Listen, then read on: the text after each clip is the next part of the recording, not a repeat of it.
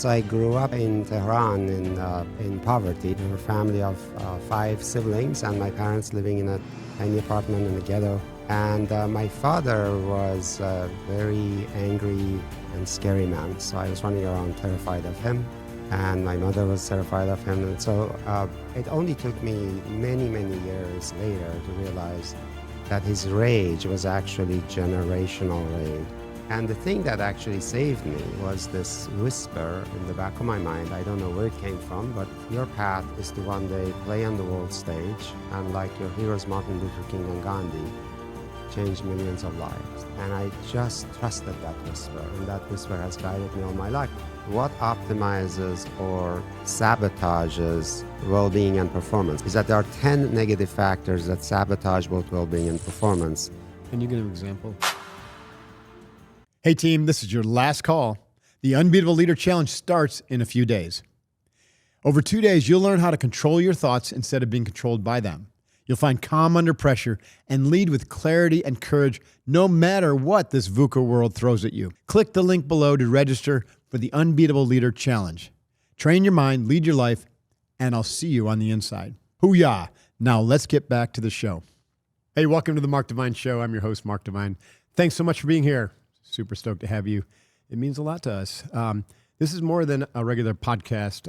We're a tribe of bold leaders leading with courage, with resilience, and compassion. So if you're here and you want to lead with those types of qualities, then you're in the right place. So let's dive in. Today, we're joined by Shirzad Chamine. Shazad's a New York Times bestselling author of Positive Intelligence, which is translated into 20 languages. He's been a CEO of the largest coach training organization in the world, training more than 100,000 coaches, including faculty at Stanford and Yale business schools. Shirzad lectures on positive intelligence at Stanford University, and his saboteur assessment has been used by more than 2 million people and a majority of Fortune 100 companies. Preeminent C-suite advisor, Shirzad has coached hundreds of CEOs and their executive teams. He holds a BA in psychology, an MS in electrical engineering, and an MBA from Stanford. Shazad, welcome to the show. Delighted to be here. I've been looking forward to it. Yeah, likewise. So you are visiting family out in LA. Yes. We're recording this the day before Thanksgiving, 2025. Yeah. So thanks for coming down. I stopped doing virtual presentations about a year ago. I find that in-person connection is just so much better.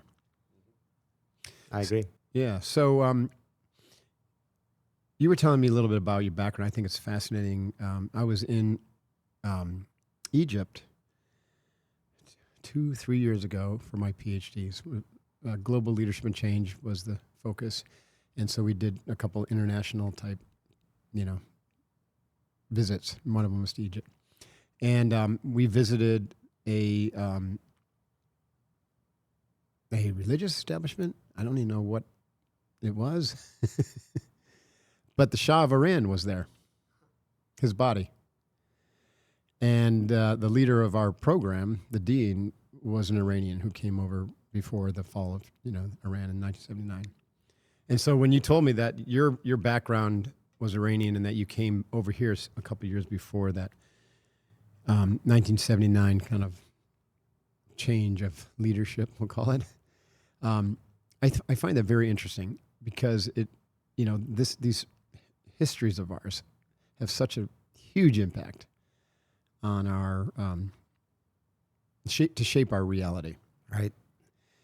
And I don't think that the average person really has any idea just how shaped they are, their entire perception of reality and how they respond to the world and how they perceive and react to the world is shaped by their origin stories, right? Like what happened in Iran and all the persecution of your tribes, but also shaped by the formative experiences of their childhood years. Right.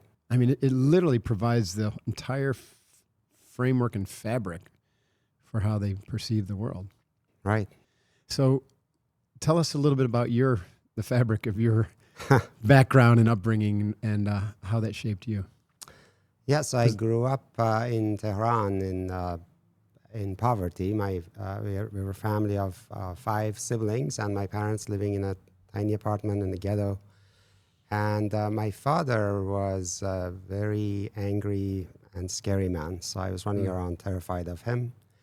And my mother was terrified of him. And so it only took me many, many years later to realize that his rage was actually generational rage, because we were a Zoroastrian ethnic minority, and Zoroastrian had been persecuted in the region for like 13 centuries. Really? And so I just had no idea that what my father brings home every day is just generational rage. All I knew is that I was terrified of him. Interesting. And so you don't think it was any specific experiences that he went through personally? Well, absolutely there were, but he never shared those, right? So I knew no specifics. All I knew is my father is always terrifying and very angry. And so I grew up I was diagnosed with clinical depression 30 years later, and it turns out I kind of started being depressed when I was like 2 years old. And the thing that actually saved me was this whisper in the back of my mind. I don't know where it came from, but it was a whisper that was quite clear and loud in its meaning. And it's basically said, Shirzad, your path is to one day play on the world stage and, like your heroes Martin Luther King and Gandhi, change millions of lives. And I just trusted that whisper, and that whisper has guided me all my life. It is what sustained me during that difficult childhood. And right now, sitting here, I know that so many of the decisions that I've made since then were just guided by that whisper. Yeah. Where do you think that whisper came from? I have no clue. Yeah, if you could answer that, that'd be the million-dollar question. I really have no clue. There was nobody around me who even knew Martin Luther King and Gandhi were my inspiration. You didn't read any inspiring book about them? No. It just was there. A whisper of the soul. Yeah. Were you a quiet person? Oh, yes, very much. I was an introvert and in my cocoon of depression and introversion. That's interesting. Yeah. So was I. And I'm certain I was depressed, but I had a lot of coping mechanisms. Yeah. Athletics, nature. But I was also inwardly turned quite a bit. And so I was very comfortable being alone and in silence. And I think that was one of the things that helped me navigate my path to find Zen, right? Because that's like, oh, the bench calling, over here, you're going to like this. Did you, at an early age, let's say in your 20s or something, did you have, let me ask you this way, what practices did you stumble upon or find to help you move forward and deal with, the past and the depression and, Yeah, well, I can say that a lot of what I attempted actually didn't help. In that I did therapy, I read every self-help book available. I did a bunch of supposedly life-changing transformational workshops. And what happened is after every one of these, there was temporary relief. And I thought, oh, I got it. I'm healed now. I'm transformed now. I'm enlightened now. And a month later, I went right back to the old behavior. And at some point, what I realized is the big lie I was telling myself was that transformation was about the inside, about the aha. And the aha would do it. And I finally realized, you know what, these habits of the mind that I have, they live in the brain in the form of neural pathways, mental muscles. You can't fight muscles of the old way with inside of the new way. You need to fight muscle with muscle. That's right. Yeah, so you got to override the Exactly. So I need to build new neural pathways. I need to rewire my brain. That's going to take daily practice. It's impossible to do just through a short workshop or a book. And so that was the big thing where I got honest with myself about if I'm serious about significant change, transformation, and healing, I've got to get into daily practices of rewiring my brain. Yeah. I'm not going to lie, but I'm pretty freaking good at developing effective leaders. And I know that you don't become one by accident. You become one through deliberate, integrated daily training. In fact, the secret sauce that allowed Navy SEAL candidates that I've trained to go from a 10% pass rate of buds to over 90% was by sharpening their physical, mental, emotional, intuitional, and spiritual capacities every day, all together. Because real leadership demands whole person integration. That's the philosophy behind the Unbeatable tribe that we have on school. when you come inside and join that community of leaders who train these capacities that I call the 5 mountains every single day. So whether you're a parent, a founder, a coach, or simply someone who refuses to settle for mediocrity, there's a place for you in the Unbeatable Tribe. I hope you step into this training, step into 20x your potential. Join the Unbeatable Tribe now. Okay, let's get back to the show. You're absolutely right. I think that's brilliant, and it's worth restating. Like, one of my favorite sayings is, in theory and practice are the same, but in practice they are not. Right. And so a workshop, is going to dump you a lot of theory and maybe even motivating. Right. Like Tony Robbins, I was invited to his 6-day date with Destiny for free. I'm not sure I would have paid for it, but I said, I'm going to go. And it was very motivating, and I was high for a few days after that. And there was some theory that I was familiar with, all the theory, so that wasn't new. But then you're right, I went right back. There was no practice recommended. I believe life is a practice. You're either practicing to be mediocre and stay in your rut, which means you keep reinforcing the same old patterns, which is practice, or you practice to transform. Right. And I think that when you really think about it, you realize we teach our kids literature and math and physical fitness. We just don't tell them about mental fitness. Mm-hmm. And it is crazy that we spend all this time, say, on physical stuff. We brush our teeth every day, floss our teeth every day, do physical exercises, hopefully. But then what about the mental exercises? And why do we never say, that's just as important, if not more important, for both your happiness and even physical well-being? I think physical well-being is even profoundly affected by mental fitness practices. Big time. I agree. Yeah, it's interesting. I don't know why. It seems pretty obvious, doesn't it? But certainly not, it seems to me like it hasn't been a big motivation for for that to be taught. So I am so direct about this. I look people in the eye and I say, you're listening to my keynote speech, you're all excited, energized, whatever. And I'm going to look you in the eye and say, it's all going to evaporate in a month. Mm-hmm. Nothing will be left. If you're serious about change, are you going to commit to daily practice? So I'm being that confrontive about it because I want to wake people up to don't kid yourself. And the problem is actually, it not only doesn't get sustained, but it actually backfires, because if I've told myself 10 times that, I'm transformed now, I'm going to be happy from now on, and I keep going back to the old way, then I start feeling resigned. I feel ashamed. I feel shame and guilt and self-doubt, and I begin to stop believing that change is actually possible. Right. Yeah, I agree with that. I've been teaching mental toughness, cognitive flexibility, all these things, emotional resiliency for years. And I'd love to hear from you, like, what do you believe mental fitness is? Like, if you're sitting across a client, how would you define mental fitness? Mental fitness is about how quickly you can shift from a negative response to challenges to a positive response to challenges. Okay. Because I believe life is going to keep throwing you stuff that will generate an initial negative response in the form of stress, anger, shame, guilt, disappointment, frustration, whatever. Mm-hmm. And that's going to be inevitable. And I believe to the end of my life, I will keep having 100%. Initially negative responses to life when it doesn't go my way. The question is, how quickly do I recover from that to a positive response that will have empathy, curiosity, creativity, connection with what's bring meanings and purpose to me, and then fearless, calm, clear-headed, laser-focused action. So it's about recovery time. The more mentally fit I am, the faster I can recover from bigger and bigger challenges thrown my way. Mm-hmm. Do you believe then that emotional resiliency is the same as mental fitness? This sounds awfully similar. Because emotional resiliency is the ability to bounce back from the setback with a positive mindset and lesson learned. That's how I would say it. Quickly. But in order to do that, you have to have the mental fitness to navigate to the emotional response, or vice versa. And sometimes it's almost simultaneous. I look at those as almost the same thing. Yeah. Interesting.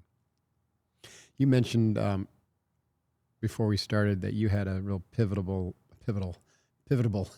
created a new word there, a pivotal moment in your professional career that was life-changing, that set you on the course that you're on today. Oh, yeah. So I went to Stanford Business School, got my MBA. I did, and because before that I'd been an engineer, I thought, okay, MBA engineering, Yeah. it's the stuff of, entrepreneurship in high tech. So after several years, I started as a venture-backed software company, and I was a visionary leader. I'd created this vision for this amazing, self-coaching software product. Hewlett-Packard was our first client. I got luminaries in Silicon Valley to be our investors and board members, including the founder of Genentech and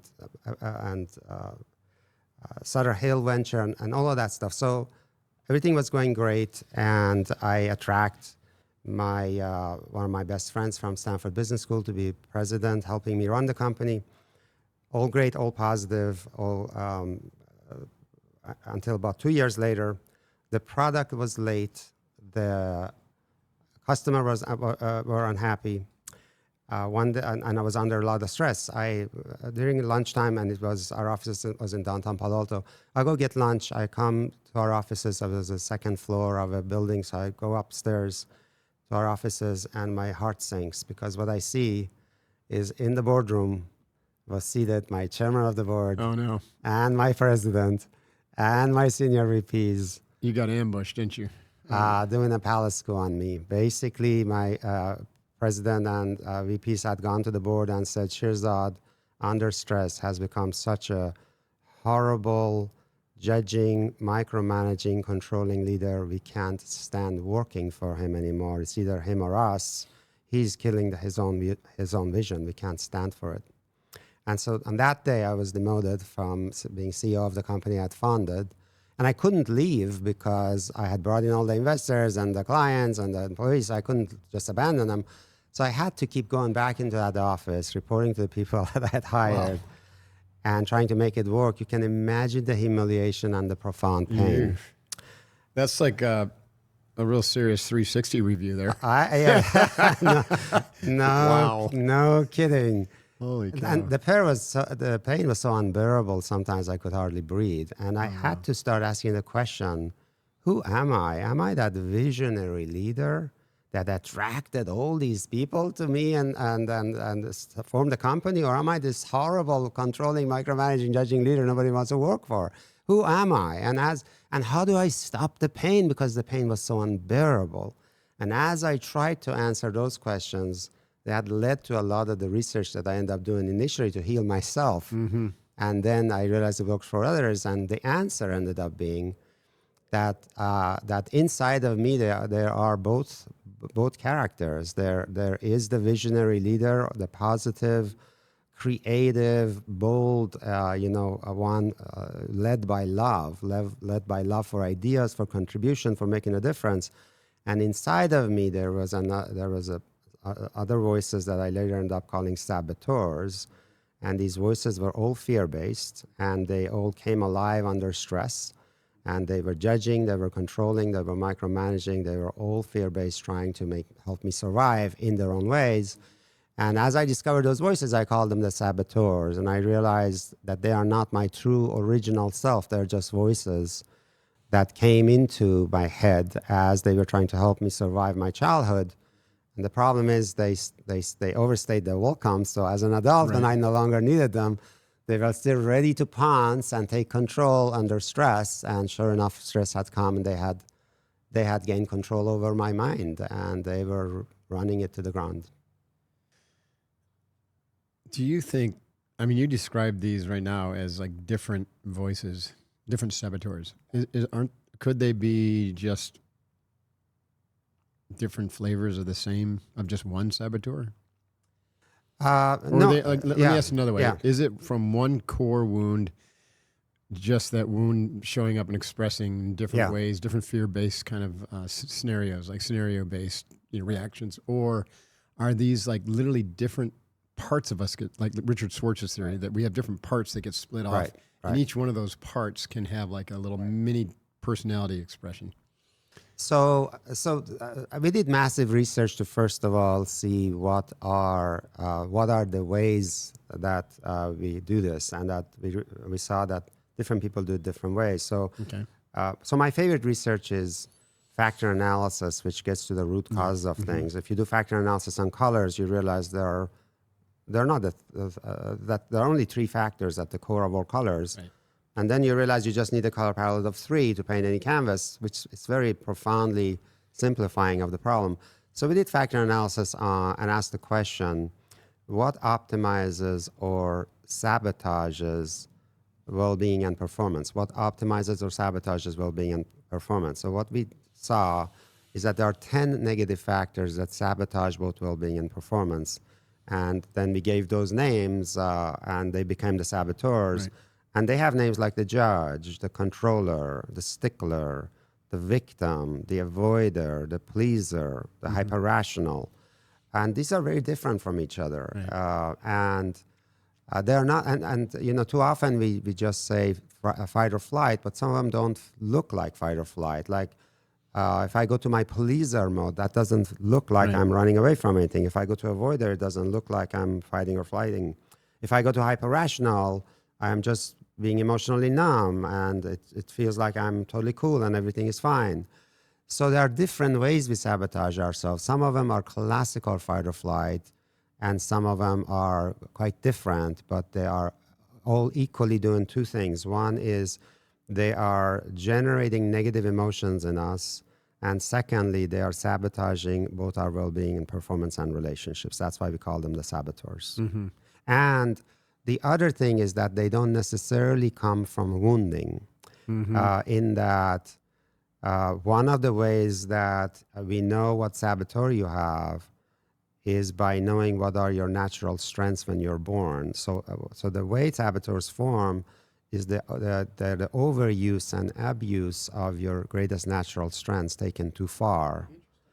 Can you give an example? To give you an example, I was born with this natural predisposition to be very sensitive and caring and giving. That's just who I am.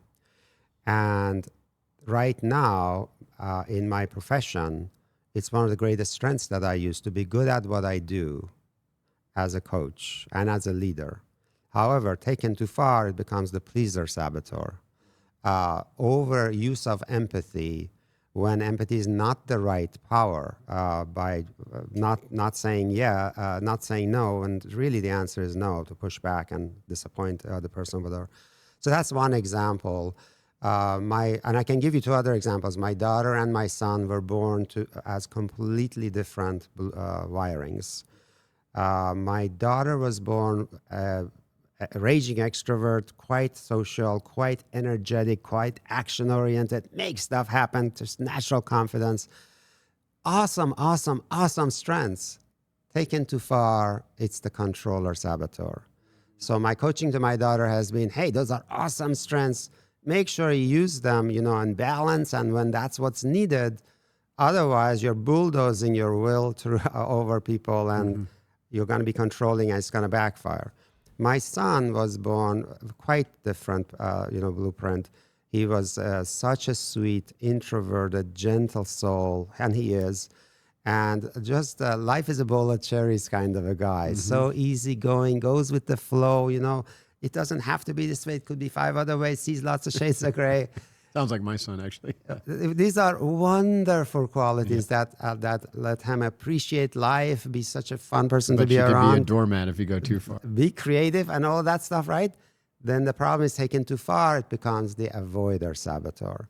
So when he comes across an obstacle, hey, it's not pleasant to deal with the obstacle, let's just avoid it. So my coaching to my son was almost exactly the opposite of my coaching to my daughter. Hey, son, keep that beautiful personality, and when there's an obstacle, don't avoid it. Actually use some other powers to really see how you confront that and do better. So therefore, that illustrates 2 things. One is, first of all, we develop different saboteurs based on what our natural original strengths are, that the overuse. And it's natural that when we want to gain more love, attention, security, deal with challenges, we may overuse what comes to us easily, and it's why the saboteurs develop. Secondly, in this illustration, you can see that saboteurs don't necessarily come from wounding, because heck, if I can pat myself on the back, I was an awesome parent. My wife was an awesome parent. These kids grew up with a lot of love, beautiful, life in San Francisco, best schools and all that stuff. And yet right in front of my eyes, they were developing these saboteurs. I think the saboteurs are just a natural thing that happens. Now, if you have a traumatic childhood, it just strengthens the strength. It magnifies them, but they don't start because we were wounded necessarily. So do you think they're patterns that might be hardwired into the brain? I mean, genetically or epigenetically? Yeah. I mean, we know the brain is absolutely fear-based, right? 5 times more fearful than or negative than positive. Information gets filtered through the amygdala, right? And right. It sniffs, good, bad, left, right, and 5 times out of one or one out of 5, it'll say it's good, right? Anyways, and then so when it triggers as bad or categorizes as bad, then some pattern of badness is going to be activated, right? And that's going to lead to these saboteurs that you're talking about, or the internal dialogue that would lead to the saboteur. Yeah, I mean, as we in the description that I just gave, first of all, my introverted son is wired to be an introvert. There's no way he can be as extroverted as my daughter. So in that sense, there's absolute pre-wiring. Anybody who has more than one kid knows that those kids are born with different blueprints, different natural strengths. And then all we are saying is that whatever is your natural strength, you will overuse it. And when you overuse it and abuse it, it backfires. It becomes your greatest weakness. So in that, yes, it is about pre-wiring, but it's also not a negative thing, because these strengths are our greatest gifts. I am absolutely using my strengths. It's only a negative if you're overusing it. Exactly. Yeah. A knife is great for surgery, and it also can murder. And so a tool is a tool. The question is when and how are you using it? Right. Of these saboteurs, are there a handful of them which you see are kind of dominate in certain people? We have the book. The book has been translated to 20 different languages now, and so I've been to all the different cultures. And the original research included 500,000 participants from about 100 different countries. Okay. So what we know is that these saboteurs are universal. I have never been in any nation that says, around here we don't have the stickler, we don't have the avoider, we don't have the victim. These are just American things. So that's interesting. Yeah, exactly. The Chinese haven't pushed back on it. Nobody has pushed back on it. And after all these years, nobody has said we missed any saboteurs. But the only thing is that different cultures have a little bit of a predisposition for a little bit more of some saboteurs. For example, say in Germany, there's a higher predisposition for the stickler. Perfectionism. Yeah, for the perfectionism of stickler. In Japan, women who grow up in Japan, being a pleaser is so grained into them as the thing to do that they're surprised that we call it a pleaser, as a saboteur. In the United States, it's actually the hyperachiever, because it so goes with the history of this country. And so in the United States, sometimes when I tell somebody hyperachiever is a saboteur, they say, "But isn't this how we are supposed to be?" Well, not necessarily. This is what's so embedded in the culture you don't even realize it's quite damaging to you. Mm-hmm. Right. Because there's a big trade-off there. Exactly. Yeah. Huge trade-off. Yeah. So you make the claim first that awareness of your saboteurs, right? 'Cause we probably have elements of all of them, or at least could be triggered into all, but definitely, like when I did your assessment, it showed pleaser, hyperachiever, and there's a third. I can't remember. What was it about in its essence? The third one was, let's see, hyperachiever, something. List them off again for me. Judge, controller, avoider. Avoider. That was the third avoider. Okay. Yeah. So those are the three that kind of like popped for me. So awareness, and I wasn't like, because of the work I've done, I wasn't not aware of those. Yeah. Like we said earlier, Yeah. I've done a lot of work, and I catch the snake at the head when it arises, you know. But I want to know. So I can. How- So by the way, so based on what you said, that you have the pleaser and you have the avoider, then I can just tell you that means to me that you have natural born strength in being very empathic and sensitive, Yes. kind and giving. That is just who you are. You're born with that, and also you were born to be able to see lots of shades of gray, to be able to see a lot of different perspectives and appreciate different perspectives, to not be rigid, to be able to actually be quite fluid and creative as you look at what life and perspectives can be. And those two are clearly evident in the body of work that you've done. And the hyperachiever would be this ability to really think big about what your impact in the world can be. So the achievement orientation, and to really want your life to have great meaning and to leave great legacy. So that's the achievement orientation, which once again, just like the other two parts that I just said, combine to be incredibly important things that have absolutely helped you in the body of work that you have done. And you have paid a price by overdoing all of these three things. And our work would be, how can you have all of those benefits but not pay the price? Right. And I can bet you then throughout your life, you have paid the price for being an avoider, pay the price for being a pleaser, and pay the price for being a hyperachiever. And you're learning to pay less of a price as you become aware of the overuse of those strengths. That was very helpful, because you're right. I wasn't looking at the positive intelligence. I was looking at the positive side of those saboteurs, right? So let's assume that we're in a coaching session, and we want to get into the practices, because I say, okay, Shirzad, now I know that I'm avoider, pleaser, and hyperachiever. What do I do now? How do I stay in balance and not let those sabotage me? Yeah. So we have a very simple 3-step process. One is, and actually, before telling you that, I need to just complete the research aspect of this, because then that leads directly into the 3-step process. So our factor analysis, initially with 500,000 people, and by now it has been more than a couple million people involved, showed there are 10 ways we self-sabotage. Those are the names, and we can help you figure out which few saboteurs to work on. So most people really have a few of these that are strong. We just want you to focus on those few. Then remember the question we ask in the factor analysis is what sabotages or optimizes well-being and performance. And so how do we optimize that? There were actually 5 positive factors that came through from that research. And those 5 positive factors, we call the positive part of your brain the sage. So it's your saboteurs versus the sage. Actually, Stanford kids where I've lectured on this, they call this work Jedi mind training, because they say what this work is about is helping you see the inner Darth Vaders, the saboteurs, and inner Jedi, the sage.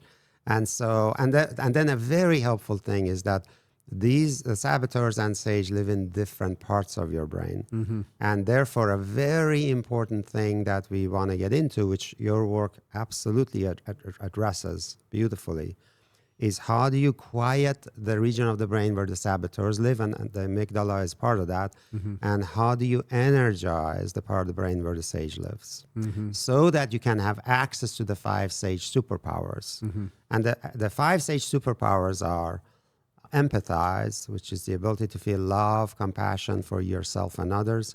Explore, which is the ability to come from true beginner's mind, really, really, really beginner's mind. What is going on here before you try to figure out what to do with it? Innovate, which is pretty much of a no-brainer, think out of the box. Navigate, which is having an inner compass of knowing what brings meaning and purpose to you. And so that you can choose between options, what's aligned with your deeper sense of meaning and purpose through the inner compass. And the final sage power is activate, calm, clear-headed, laser-focused in action that has you. And so all of this, it ends up, if you look at the Jedi, you call it the warrior monk, and it's pretty much the Jedi warrior, the peaceful warrior, quite powerful in action, and being able to shift from fear to a very different part of you that's laser focused on what needs to get done, and also in touch with all of these range of powers that we have, knows which is needed at what time. So that then results in a very simple 3-step process, which is I want to be constantly observing myself to see when I am going negative. And the telltale sign of a saboteur is when I go negative emotionally. And the negative emotions, stress, anger, shame, guilt, disappointment, frustration, anytime I'm experiencing any of those things for more than a second, I would say I'm in self-sabotage mode. And the reason I say more than a second is that the initial second is actually quite helpful. That just like pain is really helpful, if I put my hand on the hot stove, it's good to feel pain. Pain is a great alert signal. Right. But then what I say to people is, how long would you like to keep your hand on the hot stove? A second's about too long. Exactly. So the key thing is, hey, buddy, negative emotions are really, really helpful as an alert signal like pain is, but don't keep your hand on the hot stove. Right. Stress, anger, shame, guilt, disappointment, guilt, all those things are wonderful alert signals. Without them, we would have no conscience. Right. But once you get the alert... So you have to learn to be the observer and notice when those show up. Exactly. And that's not easy. Oh, yeah. It's tricky. And that's the thing. That's the second. That's a mindfulness practice, right? So and so we have a version of that that's quite effective, where we basically call that. So the first step is to be aware that you're going negative, and therefore just label that as a saboteur moment. Then you want to do these practices that quiet the saboteur brain and energize the sage brain. And I know there's mindfulness, there's meditation, and I can't tell you how often people who do mindfulness and meditation end up saying, I tried and I just couldn't stick with it. A vast majority of people who start... Too generic. Exactly. Yeah, they need to be more specific. Exactly. So we have made it incredibly specific. Mm-hmm. We don't even call it mindfulness or meditation because we don't want people to go back to the negative associations they have. We call it a PQ rep. So basically, PQ is the abbreviation Positive Intelligence Quotient. And a PQ rep is just a 10-second exercise that quiets your saboteur brain and energizes your sage. And so we teach people these 10-second things they can do. And then once they do that, then they have access to their sage powers, and they can lead with any of those 5 sage powers: empathize, explore, innovate, navigate, activate. Sometimes in sequence, sometimes all you need is one of them, but you have shifted to a sage response, a positive response that generates better results and have you feel more positive. So both your well-being and performance are impacted simultaneously. That's awesome. There's so much there, but it's interesting. It sort of parallels, without the detail around the sage archetypes, a process that I've been teaching that I call WIRM, WIRM. And of course, the first part of it is the most difficult, and that's the witnessing, right? Developing the capacity for brain to be able to be in witness mode. That takes some time, but it's very doable. And then when you're triggered by a negative influence or negative pattern, emotional or cognitive, external or internal, right? Could be any one of those 4. You immediately intercept it, and you intercept it by shifting your attention and saying, no, we're not going to go down there. Right. So you have a verbalized and even a visualized interception. Right? It could be like a lightning bolt or an arrow, or that whole thing blowing up, right? And the brain is a fascinating thing, right? If you give it a command, like who's giving it the command?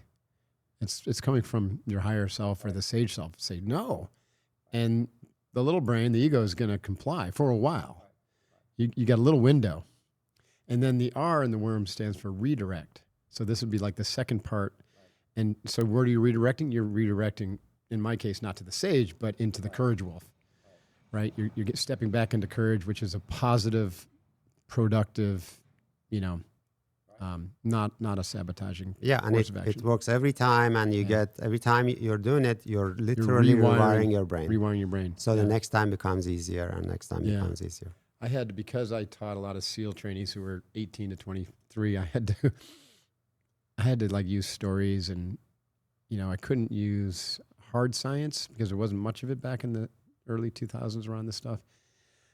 And also I couldn't use anything I'd learned from Zen or yoga or Eastern traditions because they just cross their eyes. So I would tell stories. And the story that I told around this one was feeding the courage wolf. It's so simple, right? Like, you don't win against fear by fighting fear. Exactly. You win by feeding courage, which is heart, right? Heart energy, metaphorically, but also very real. Anyways, Now, as a matter of fact, if you're fighting with a fight energy, upset, you're actually intensifying the negative mind. That's right. Yeah. Which at a neurological level is basically reinforcing those patterns. Exactly. So neuroplasticity-wise, you want to create new patterns in the brain. And new patterns are created through internalized self-talk, right? Yeah. And imagery. How else would you say that neuroplasticity happens? I know there's a lot of like repetition and recency and things like that, but like I've always been teaching really self-talk and imagery are the most powerful ways to kind of rewire the brain. What else would you recommend? I would say the most important rewiring of the brain that you and I agree on is the one that develops the self-observer, self-commander. So we basically say these 10-second exercises we call PQ reps are about building the muscle of self-command. Yeah. So that's how we take the conversation from mindfulness meditation, where a lot of people say, why am I navel gazing? What the hell am I doing this for? To saying, you know what, every one of these 10-second PQ reps is an exercise of self-command. And as you do that, one of the areas that gets lit up is the part of the middle prefrontal cortex, which is the only part of the brain that is capable of actually rising above yourself and watching yourself. So every time you do that, you're exercising the ability to be in self-observation and self-command, without which none of this will be happening. And we also take it into what we have found working with different people is that actually the most popular version of people being able to do this without fail is one that has a little bit of activity to it. For example, for some people, just noticing their breath is not active enough.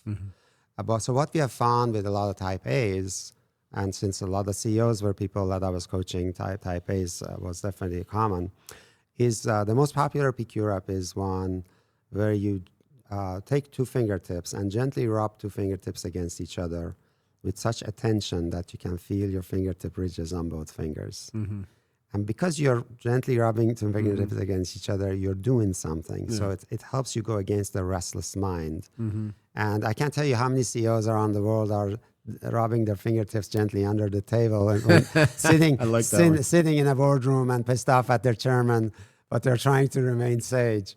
So what we found is people are particularly restless or they're tired or whatever, more active PQ wrapping. Another is tensing and relaxing a part of your body. A lot of entrepreneurs have ADHD, and for them they're particularly restless. So what we find is passive ways of doing these reps don't work. Which then I know that some of what you teach is active versions of breathing rather than passively noticing your breath. Which I believe is getting to the same thing. Let's give you something active to do. So that box can breathing really is powerful because of that. You're right. It gives your mind to hook onto. So you have the arousal control from the massaging the vagus nerve. You have attention control because you're focusing on the pattern, right? And then you have concentration development. And you add a mantra to that, and you get into the sage really quickly. And you've got a lot of things going on there to rewire the brain. That's cool. I'm sure there's some great other ones in there. And one of the reasons that we kind of stick to very simple PQ reps is because we want people. I can't tell you how often people do a lot of, learn a lot of these techniques, but then don't do them in the middle of action when they really need it. Right. So I was one of the well-known companies that had a CFO who was actually a meditation teacher, had been teaching meditation for many years on weekends. He went through our app-guided program to learn this stuff, and he said it changed his life. And I asked him why, and he said one of the things that changed my life about it is I've been a teacher, meditation practitioner for all these years, and I had learned to really go to that very positive, quiet place in my mind. But it was when I was doing meditation, and I was in my quiet room and closed eye and mantra, music, all that stuff. But when I came to work was work, and I didn't know, I couldn't close my eyes and do mantras and whatever. And so, what he learned with these, say, 10-second things like gently rub your two fingertips is I could do that in the middle of sitting in a meeting with my eyes open, having a tough conversation. So people needed to learn how to do techniques with their eyes open in the middle of action. And it includes, like, for example, if you want to stay connected to somebody where you're having trouble with them, we actually say, well, do some visual PQ-ups.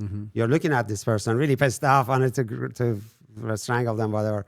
But really, do a visual PQ-up or, see some detail in their face you haven't noticed until now, something about their skin or eyebrows or eyes or whatever. It's having you get more connected to them, but also energizing positive region of your brain where you can begin to feel, differently. And you bring in the power of visualization.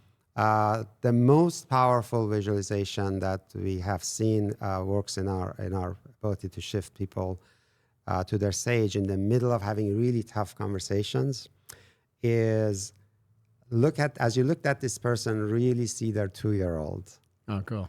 And as you see their 2-year-old, when people are 2 years old, all you can see is their sage, is their beautiful white eyes and innocence and wonder and all those beautiful things that are all sage. And when you see the sage in the other, you can't not feel love for them and love, compassion for them and patience. So that's something. So if you want to bring a visual, I think the fastest visual that shifts people to their sage is visuals that connect with deep love. And the two versions of that is me imagining myself as a 2-year-old, and we use our childhood picture as a way of remembering who we truly are.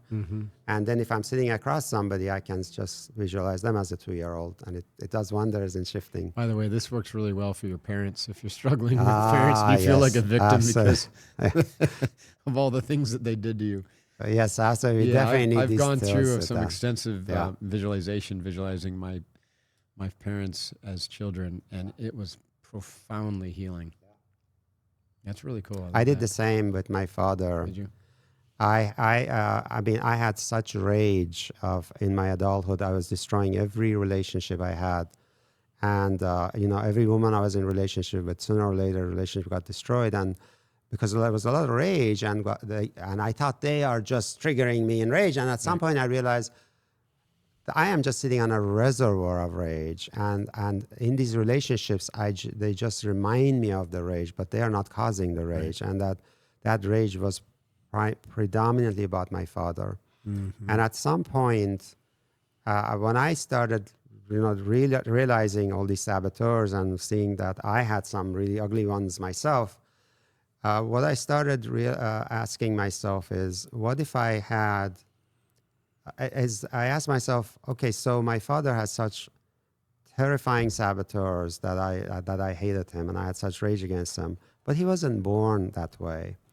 What was he born like? And so I imagined him as a 2-year-old. Then I asked myself, what must have happened to this beautiful, beautiful 2-year-old with these wondrous eyes and innocence and all that? What must have happened to that beautiful 2-year-old that made him such a terrifying man? And I didn't have any specifics about his life, so I made up things that must have happened to him that could possibly have him develop such terrifying saboteurs.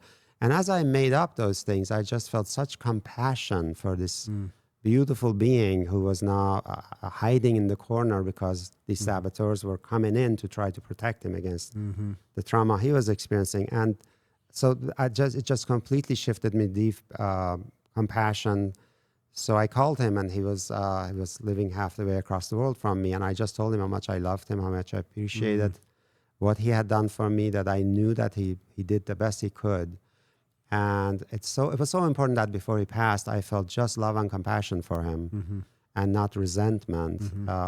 And when I tell this to people, I also tell them, it's when you bring love and forgiveness to another who has hurt you, it's not that you're condoning their action. No. You're not condoning it. You are protecting yourself against further harm, but you are forgiving them for the imperfect human being they were. And by the way, we are imperfect, and you're forgiving yourself forgiving ourselves for too. Exactly. holding on to that energy for too long. That's a beautiful story. Yeah, thanks for sharing that. Amazing.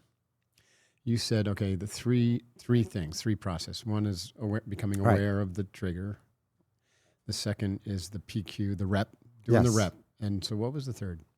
So the third, you have now shifted to you have energized the sage part of your brain, so you now have deeper access to your own sage. And is there any tool to stay in the sage and not get reactivated, or? Well, the most important one is a doorway to sage. The doorway to the sage, and I have an entire chapter of it in my book, is the sage perspective. And the sage perspective is every circumstance can be converted into a gift or opportunity. Definitely. Every circumstance can be converted into a gift or opportunity. So my saboteurs are in reaction to what they hate about what has just happened. And the doorway to my sage is, I know I can and I shall convert this into a gift. So let's get on with it. And then the moment I bring in the perspective of I shall convert this into a gift, then I'm curious about what could be the gift. So then that brings you start looking for the positive. Exactly. Aspect. So now how do I figure out what the gift is and how do I manifest it? That's where empathy comes in, empathy with myself and others involved in the situation rather than judging them. That's when beginner's mind explore comes in. That's where innovate comes in. That's where navigate comes in. What's meaningful, what's important. That's where activate comes in, calm, clear-headed, laser-focused action. So the discovering of the gift and manifesting the gift is all done by the sage, starting with the perspective that I can and I shall. That's awesome. And one of the things that kind of brings that sage perspective to life, I tell the stallion story that comes from Taoist China, the farmer who has a stallion. Have you heard that story? Or Not sure. Yeah. So this is from Taoist China, and there's a sage old farmer who has a stallion that he loves against all other possessions. One day he enters his stallion in a village competition, and his stallion wins first prize. The neighbors bring their congratulations. We are so glad your stallion won first prize. And the farmer says, who knows what is good and what is bad? So the neighbors are puzzled. They go away. This weird answer. A week or so passes. The thieves in the area have discovered the stallion is more precious and expensive. So they come and steal the stallion. The neighbors bring their condolences. And once again, the farmer says, who knows what's good or bad? Who knows what is good and what's bad? They go away. A week or so passes. The stallion is very free-spirited. He breaks away from his captors. He finds his way back to the farmer's farm. He's a very good-looking stallion. He befriends all these precious wild mares, enters the farmer's farm himself and all these precious wild mares. The neighbors bring their congratulations, and once again, the farmer says, who knows what is good and what is bad? A week or so passes. The farmer has a young adult son who is riding one of these wild mares to try to tame her. He's thrown to the ground and he breaks his leg. The neighbors bring their condolences. And once again, the farmer says, who knows what is good and what is bad? By now, the neighbors are really concerned about this guy. He's losing his mind. He's getting too old. We should go get some help for him. Another week or so passes. By the way, this is a very eventful village. Lots of stuff happens every week in this village. The war has broken out in the region. The imperial army goes from village to village to conscript able-bodied young male to go to war. As soldiers, they have to bypass the farmer's son because he has a broken leg. By this time, the neighbors don't even bother to come bring their congratulations because they know what the farmer is going to say. What is the farmer going to say? Who knows what is good and what is bad? That's a great story. I've heard a different version of that story, but it's same message. Yeah. That's awesome. Yeah, everything exists on a polarity, right? So when bad things happen, when things happen. Exactly. Right? There's going to be an aspect that looks bad, and there's going to be an aspect that looks good, but you have to look we're trained to see the bad. And naturally, our mind, like we talked about earlier, will see the bad through preservation mechanisms, right? So you have to actually actively search for the good. And that's the core essence or message, I think, of positive intelligence. And you used the magical word, you said active. And what I always quickly say after this, I say, well, this story is a little bit relying on a spiritual belief system. And about half of the CEOs I've coached have a spiritual belief system. And usually they say, you know what, in my spiritual tradition, they actually teach this. They say everything happens for a reason, don't question, why it's happening, see the gift. But the other half of people I've coached are atheists or agnostics. And with them, what I say is, so with the first group, I say, well, that's great. Well, you do the sage perspective as a way of living your spiritual belief system. But with the atheists or agnostics, I say, you don't have to have a leap of spiritual faith here. Believe the sage perspective because it is a self-fulfilling reality. It's a self-fulfilling reality. When something has quote unquote gone wrong, if you're upset, pissed off, stressed, frustrated about it, you're just energizing the negative part of the brain that will waste a ton of mental, emotional energy of yourself and others to try to deal with the situation. A bad thing gets worse.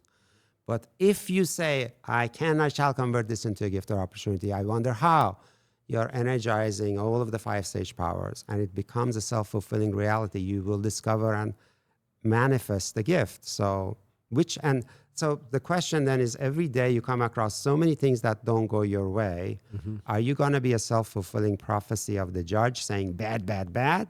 Or are you going to be self-fulfilling prophecy of the sage saying, this is a gift, I will figure out how? We are living that self-fulfilling prophecy many times a day. Moment to moment, yeah. As a man thinketh, so he becomes, right? Exactly.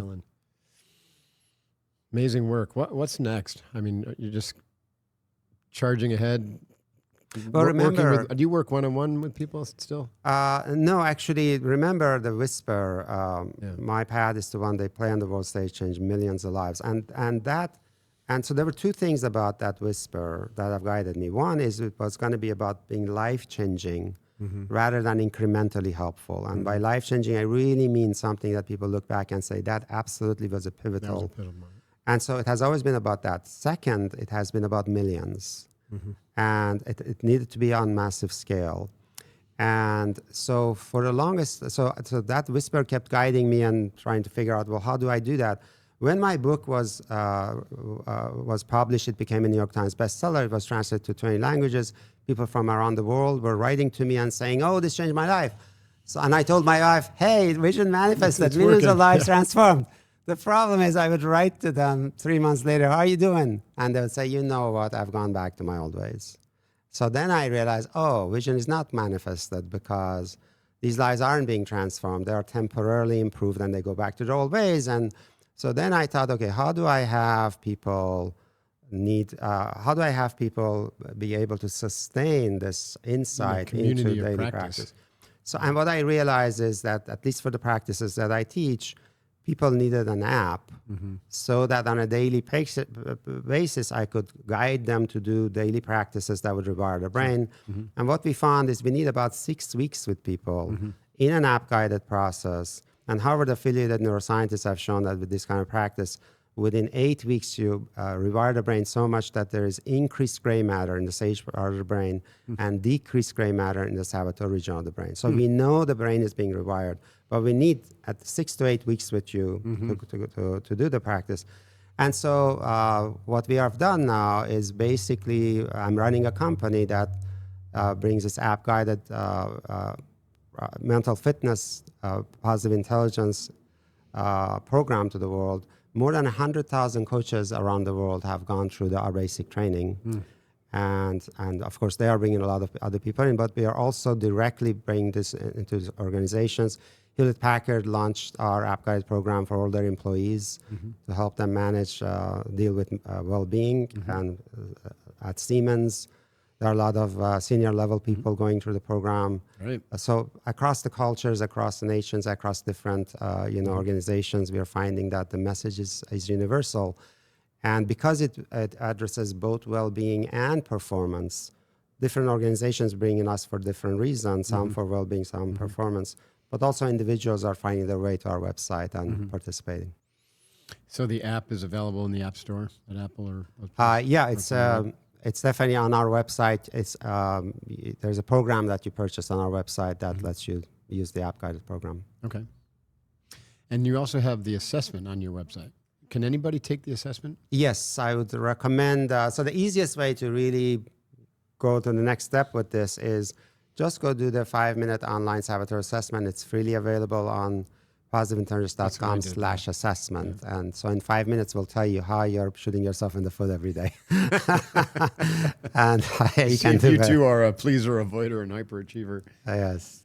And then from there, right, if you want to go deeper, then you want to go into the program and get the app and do the practices. Is it a structured 8 weeks, or is it something where, you know, if you get triggered, you have to like pull up the app and, well, how does it work? Just like if you want to learn tennis, you first learn volley and then backhand and forehand and then put it together. We do the same. So we spend the first week on teaching you lots of different PQ reps to energize your sage brain, lots of different ways so you find your favorite way. And we stack it on your morning routine so that every morning starts with it easily so that you get the sage going in the morning. Week 2 is about the judge saboteur, which is the universal saboteur. Everybody has the judge. Judging yourself, judging others, judging circumstances, always being upset, disappointed, all of that with life and yourself and others. The third week is having you focus on your top 2 saboteurs. In your case, it would be the pleaser and avoider or hyperachiever. Then week 4 is about the most important sage power, which is empathize. And there we really focus on how your love for yourself is conditional love, which is no love at all. And we do things such as using your childhood picture and other exercises to have you fall in love with yourself, truly fall in love with yourself again. Nice. Remember who you truly are. And we say we're not here to change you. We're here to help you remember the magnificent being you have always been, the unchanging, beautiful essence of you. And then weeks 5 and 6 are the other sage powers, so that we cover all the sage powers. So it's a 6-week program with daily focus and practices in the app. Wow, that sounds powerful. I think I'm going to check that out. Absolutely. I'll gift it to you, Mark. Thank you, sir. Wow, amazing conversation. And the specific website, is it? Positiveintelligence.com. Positiveintelligence.com. And same on social media? Yeah, mostly on LinkedIn. So reach out to me there. Okay. Thank you so much for your time. Amazing conversation. It was a pleasure, Mark. And thank you all for tuning in to the Mark Divine Show. Super appreciate you walking this path of leadership and impact with Shirzad and myself today. Also, it's great if you could share this podcast with your friends and colleagues. If you like what you hear today, please pay it forward, share the episode, and also leave a review and rate it wherever you listen. It's very helpful. Please check out Shazad's positiveintelligence.com. Take the assessment. This is amazing, groundbreaking work. And I think it can be very helpful. And if you want to learn more about our work, visit markdivine.com to discover how you can work directly with me in one of our leadership development programs or direct coaching. Or you can follow me on Instagram, Mark Divine Official, or my LinkedIn profile as well. So until next time, stay focused and stoke that sage archetype in you. What did you call it? The sage mind. The sage mind. Yes. That's all. The sage mind. Yeah. I like to stay in my sage. The inner Jedi. Yeah, I like that one. Yeah. Hoo-yah. Oh, yeah. Yes. Boom. What a pleasure. Yeah, that was a lot of fun.